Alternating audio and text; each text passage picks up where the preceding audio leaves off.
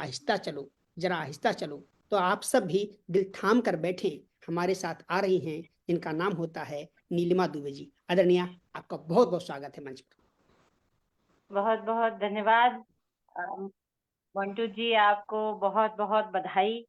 आप इतनी खूबसूरत खूबसूरत महिलाओं से इतना कुछ पढ़वा लिए। यात्रा बड़ी मंगलमय हो गई मेरी और सुखद रही। सभी को प्रणाम। मृदुला जी ने बहुत बढ़िया पढ़ा। सत्यवती जी तो हमेशा ही उत्तम रहती हैं। बहुत बढ़िया रचना पढ़ी। नीतू जी ने, नीना जी ने, और कुसुम की तो बात ही अलग है। वो तो बिल्कुल कुसुमित ही रहती हैं हमेशा, अपने सुर से, अपनी आवाज से। और मृदुला जी ने तो अवध में पहुंचा दिया। बहुत बढ़िया लगा। और तो अगर समय मेरे पास रहा होता तो मैं भी एक अवधि गीत जरूर सुनाती, लेकिन अभी जो आदरणीय, मुझे समय ही समय है, आप पढ़ें जी। बिल्कुल, आज मैं बिल्कुल अछंदस काव्य की ओर हूँ। जी, मैं अपनी पुस्तक संवाद खत्म नहीं होते हैं आजकल चर्चा में है, उसकी तरफ से मैं कुछ कविताएं सुनाती हूँ, उसमें से, उस पुस्तक में से। और मैं अपने बारे में बताती हूँ कि बर्फ का टुकड़ा, पर्वत के शिखर पर वो बर्फ का टुकड़ा हूँ जो प्रतिदिन सूर्य की गर्मी से पिघल अपना आत्मघात करता है, मिटाता है प्रतिदिन स्वयं को। क्या कहने, वाह, अपना क्या बात है, क्या बात है। आत्मघात बहुत बहुत धन्यवाद। अपना आत्मघात करता है दोबारा और पढ़ें इसको मिटाता आदरणीय, है दोबारा स्वयं पढ़ें आप। को, प्रतिदिन स्वयं को। और देखिए कि अपनी खोज करते हुए मैंने क्या पाया कि तुम अनंत अखंड, तुम अनंत अखंड, मात्र शिलाखंड। तुम अनंत अखंड, मैं मात्र शिलाखंड। तुम असीम, मैं सीमा में घिरी। तुम सागर, मैं बूंद। फिर भी कहीं तो क्षितिज होना है, यह अस्तित्व तुम में ही खोना है। फिर भी कहीं तो क्षितिज होना है, यह अस्तित्व तुम में ही खोना है।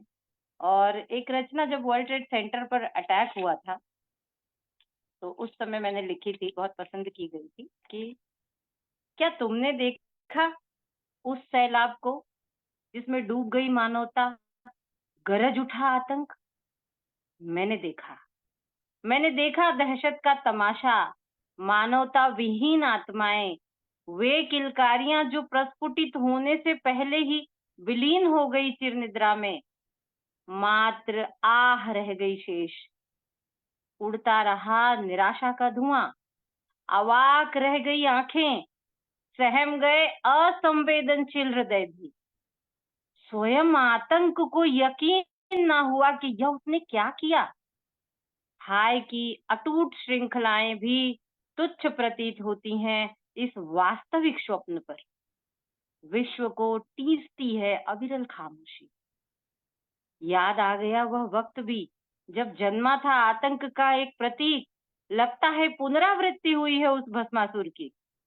पुनः उतरा है वह जमी पर, अपनी विनाश लीला से सबको डराने। अक्सर विचारशील होता है मस्तिष्क, प्रश्न उठता है, इस आतंक की जड़ कहाँ है, उसकी उर्वर जमी कहाँ छिपी है। कौन है निर्माता इस भयावह परंपरा का। तब विद्रोह करना चाहती हूँ मैं इस परंपरा का, और फैलाना चाहती हूँ उस गर्जना को जो आतंक के खिलाफ है। किंतु किंतु मैं अकेली हूँ, तो मुझे साथ चाहिए। मुझे साथ चाहिए अपनों का, बेगानों का, विश्व का। इसीलिए उम्मीद की एक किरण नजर आती है आपके सौहार्द के साथ। इसलिए उम्मीद की एक किरण नजर आती है आपके सौहार्द के साथ। और मंटू जी वही काम कर रहे हैं जो सौहार्द हमें चाहिए, वह आपके यहाँ प्राप्त हो रहा है कविताओं के माध्यम से। वाह, और शीर्षक है मानवता। मानवता के लिए मानवता के लिए ऊंचे महलों की, विशाल घरों की जरूरत नहीं होती है। मानवता कहीं भी गुजारा कर लेती है। क्या कहने। दिल में सहिष्णुता लेकर बुद्ध सा प्रेम करोगे, समझोगे जीवन का मोल, तो भगवान बनोगे। और भगवान के लिए ऊंचे महलों की, विशाल घरों की जरूरत नहीं होती। मानवता के लिए ऊंचे महलों की जरूरत नहीं होती। और आइए मैं भी गांव ले चलती हूँ एक अलग प्रकार से। स्वागत। दिए नहीं बनते। दिवाली, हमारे रामलला जी आ रहे हैं अयोध्या में, तो एक प्रकार से दिवाली मनाई जाएगी। लेकिन देखिए कि हमारी कल्पना में जो दिवाली है कि गड़ही से दादी पुतनी माटी लाई, और दादी ने मंगवाया था थोड़ा सा चूना भी। हाँ। दादी ने मंगवाया था थोड़ा सा चूना भी। 10 घर आंगन सब पुतवाया, सौंधी सौंधी खुशबू फैली, दिवाली आने वाली थी। 10 दिन पहले समय पूरा था। हमने मिलकर सभी ने दिन भर, कुम्हारिन मिट्टी के दिए दे गई थी छोटे छोटे। दिवाली के दिन आंगन जगमगाया था, खूब मिठाई खाए थे हम। अब तो खो गई वो दिवाली। अब तो खो गई वो दिवाली, दादी के साथ चली गई।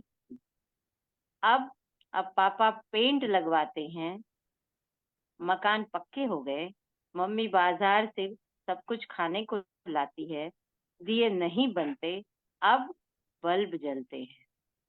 वाह अब वाह वाह। बल्ब जलते हैं।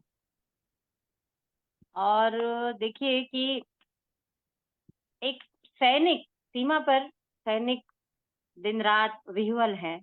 और वो जब कोई शहीद हो जाता है सैनिक, तो कैसी मतलब छटा घर में फैल जाती है। एक सैनिक की व्यथा देखिए कि अनचाहा संदेश। आज छोटी बहू के चेहरे पर उलझी अलके खेल रही हैं। आज हर कोई कुछ कहता है, वह सब कुछ झेल रही है। आज छोटी बहू के चेहरे पर उलझी अलकें खेल रही हैं। फौज से बबुआ आने वाले हैं। हाँ। फौज क्या कहने। से बबुआ आने वाले हैं, खत आया था, छुट्टी मंजूर हो गई है। गया सवेरा, बीती दोपहर, आई फिर से शाम है। खामोशी के आलम में खामोश हर जुबान है। चावल चुनने हाथे में जब आई छोटी बहू, तो मैंने उसे छेड़ दिया, तो बदली उसकी मुस्कान है। आज छोटी बहू के चेहरे पर उलझी अलके खेल रही हैं। अरे अगले ही पल आया डाकिया, छुट्टी नामंजूर हो गई, जंग का हुआ ऐलान है। छोटी बहू के सूख गए प्राण हैं। छोटी बहू के सूख गए प्राण हैं, और बिखरी चूड़ियां, पुता हुआ सिंदूर, माथे से फर्श पर गिरी टिकुली, अपलक नजरें, सब कोई सन्नाटे में यह चिट्ठी क्या ले आई, अनचाहा संदेशा क्यों लाई। छोटी बहू का पल्ला बेठिकान है। आज छोटी बहू के सूख गए प्राण है। आज छोटी बहू के सूख गए प्राण है। वाह। क्या बहुत कहने। बढ़िया, क्या बहुत कहने, सुंदर, क्या बहुत चित्र मार्मिक। क्या है। बहुत तो सुंदर। इस तरीके की रचनाएं हैं। एक दलित साहित्य पर कुछ कविताएं लिखी थी, जिसकी बड़ी चर्चा रही थी। तो स्वागत। उसमें से एक कविता सुनाती हूँ कि कब सुधरेगी दुनिया। गेहूं और मक्के की रोटी रोजाना बनाती हूँ, बचा खुचा खाकर 16 घंटे काम करती हूँ। गेहूं और मक्के की रोटी रोजाना बनाती हूँ, बचा खुचा खाकर 16 घंटे काम करती हूँ। पेशाब में जलन, कमर दर्द से कराहती रहती हूँ। हर सुविधा से वंचित, छोटे छोटे रोग जो बड़े हो जाते हैं, घिरी रहती हूँ उनसे। फिर फिर भी प्रिय की छाती से लिपट कर खिलखिलाती हूँ। मेरा नन्हा बालक नंगे तलुओं से मेरे पीछे पीछे दौड़ता है, रोता है, छटपटाता है, पर दूध नहीं पाता मुझसे। मैं बिलख कर रह जाती हूँ, फिर भी घर संवारती हूँ। यह दुनिया कब सुधरेगी, ना जाने यह दुनिया कब सुधरेगी। और देखिए, इतनी चुटीली बातें आप कह बहुत रही हैं, बढ़िया, क्या बहुत कहना है? सुंदर। वाह, बहुत बहुत धन्यवाद। और हर व्यक्ति एक अपरिचित डर में जी रहा है। तो देखिए, अपरिचित डर, बहुत छोटी छोटी कविताएं हैं कि फूलों की डालियां, हरी पत्तियां खामोशी से बैठी हैं मेरे साथ। फूलों की डालियां, हरी पत्तियां खामोशी से बैठी हैं मेरे साथ। हवा का झोंका आता है, मुझे डरा जाता है, और माहौल में फिर तैनात हो जाता है एक अपरिचित डर। क्या हम बात है। सभी डरे हुए हैं, हम सभी डरे हुए हैं। हमारे आस पास है एक अपरिचित डर, हमारे आस पास है एक अपरिचित डर। और वाह, क्या इसी कहने तरह लगी, क्या कहने, वाह। छोटी छोटी कविताएं हैं। देखिए, एक अ, जब स्त्री विमर्श शुरू हुआ था, उस समय प्रतीकात्मक कविताएं बहुत लिखी जा रही थी, जो स्त्रियों से संबंधित ही होती थी, लेकिन उसमें छुपाव होता था। तो ये 95 के दशक की कविताएं हैं लगभग तक। तो देखिए कि लगभग छायावाद का प्रभाव कम नहीं हुआ था, और आधुनिक कविता की तरफ हम बढ़ रहे थे। तब के समय की लिखी गई कविता है कि फटी सलवार, जीर्ण कपड़े की फटी सलवार कई बार सिया है इसे मैंने, ये पुनः फट गई, पुनः फट गई, मगर कब मैं नहीं जानती। अरे, कुर्ते के नीचे है ना, इसलिए पता ही नहीं चला। हमेशा यह गौण ही रही है, विलुप्त सी, पता है कैसे, नींव के ईंट जैसी। क्या कहने, क्या पता कहने। है कैसे?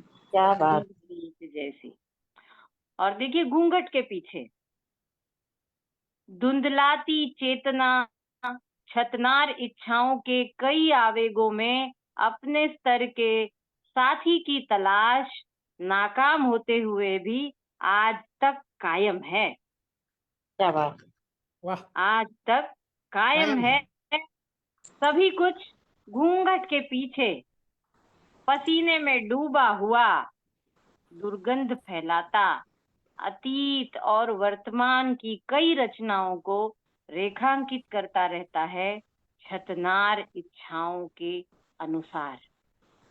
वाह, क्या और कहने, बहुत बढ़िया, बेहतरीन बेहतरीन रचना। हर रचना जो है एक अपने आप में पूरी कहानी है, अपने आप में एक छोटी सी जो है ना, एक जो कि आलपिन चुभ हो जाते हैं, ऐसी है, बहुत ही जोरदार। कि हर मार्मिक है कि अगर जैसे आपने बात कही कि छायावाद, छायावाद की समझिए कि पूरे जो है कि एक आपने बांध दिया, एक समा बांध दिया आपने, ऐसा कि पूरी कहानी वहां पर उड़ के रख दिया कि फटी हुई सलवार। क्या बात है, बहुत बहुत क्या अच्छी लिखी, क्या बहुत कहने। बहुत धन्यवाद। और अब एक तस्वीर दिखाकर विराम लेती हूँ। सभी ने स्वागत। बहुत सुना मुझे कि हर रिश्ते में स्वार्थ की बू आती है, हर रिश्ते में हर रिश्ते में स्वार्थ की बू आती है, आती है। मोहब्बत भी दिल बहलाने का मात्र बहाना है। नई तस्वीर से आंखें सजती हैं और फिर टूट कर बिखरती हैं। वाह, वाह, नई हकीकत। तस्वीर से आंखें सजती हैं और फिर टूट कर बिखरती हैं। जब तस्वीरें स्वप्न की मानिंद, तो हाथ में केवल बिखरे टुकड़े होते हैं। सपना दरअसल हकीकत का सूद होता है। आहा, आहा, आहा, क्या सपना कहने। दरअसल, दरअसल हकीकत का सूद होता है। बहुत। क्या और कहने, क्या कहने। प्रेम पर बहुत लोगों ने बहुत कुछ पढ़ा, तो प्रेम प्रेम से अछूता रख दूं ऐसा अच्छा नहीं लग रहा है, तो मैं नहीं, प्रेम बिल्कुल पर नहीं, एक बिल्कुल नहीं। छोटी प्रेम छोटी, ऐसी चीज है, जितना बांटें बेहतर है, जरूर बांटें आप। बिल्कुल, तो याद रहते हो केवल तुम। तन्हाइयों की बेला में जब आरंभ होती है तुम्हारे यादों की अटूट श्रृंखला, तब कुछ और याद नहीं आता।